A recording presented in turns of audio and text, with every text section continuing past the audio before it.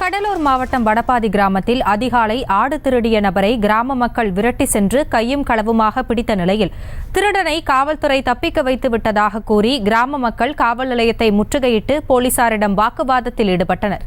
இதுகுறித்த கூடுதல் விவரங்களோடு இணைகிறார் எமது செய்தியாளர் ராமச்சந்திரன். ராமச்சந்திரன், என்ன நடந்தது? விவரங்கள். வணக்கம் ஆஷினி. அதாவது பாத்தீங்கன்னா கடலூர் மாவட்டம் திருப்பாக்கம் அடுத்துள்ள வடபாதி கிராமத்தில் வசித்து வருவார் தனலட்சுமி.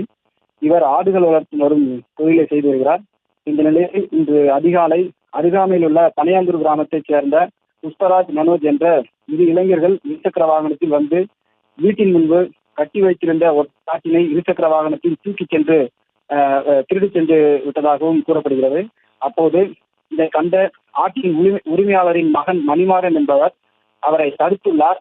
அதையும் மீறி அவரின் விரல்களை கடித்துவிட்டு சென்றதாகவும் கூறப்படுகிறது. பின்னர் ஆடு திருடிய நபரை விரட்டி சென்று மணிமாறன் கையும் களவுமாக ஆட்டை திருடிய நபரை பிடித்து வந்து கிராம மக்களிடையே ஒப்படைத்துள்ளார். மேலும் ஏற்கனவே கிராமத்தில் பலமுறை ஆடு திருடி உள்ளதாகவும் அதில் தற்போது குறிப்பிட்ட நபர்தான் ஆடுகளை திருடி விட்டதாகவும் கூறப்படுகிறது. ஆட்டை திருடியவரின் தாய் தந்தையருக்கு தகவல் கொடுத்து பஞ்சாயத்து பேசுவதற்காக அழைப்பு விடுத்த நிலையில் நீண்ட நேரமாகவும் வரவில்லை என்று கூறப்படுகிறது.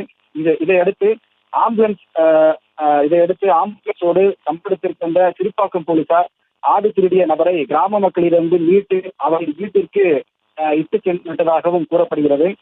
இதனால் ஆச்சரியமடைந்த கிராம மக்கள் சுமார் 50க்கும் மேற்பட்டோர் கிராமத்திலேயே முதல் வாக்குவாதம் செய்துள்ளனர். பின்னர் அங்கிருந்து திருப்பாக்கம் காவல் நிலையத்தை முற்றுகையிட்டு போலீசாரிடமும் கடும் வாக்குவாதத்தில் கிராம மக்கள் ஈடுபட்டுள்ளனர்.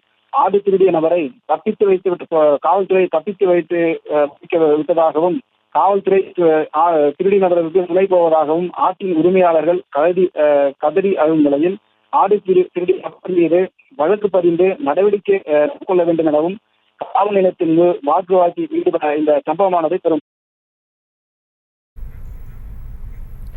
விவரங்களுக்கு நன்றி ராமச்சந்திரன்.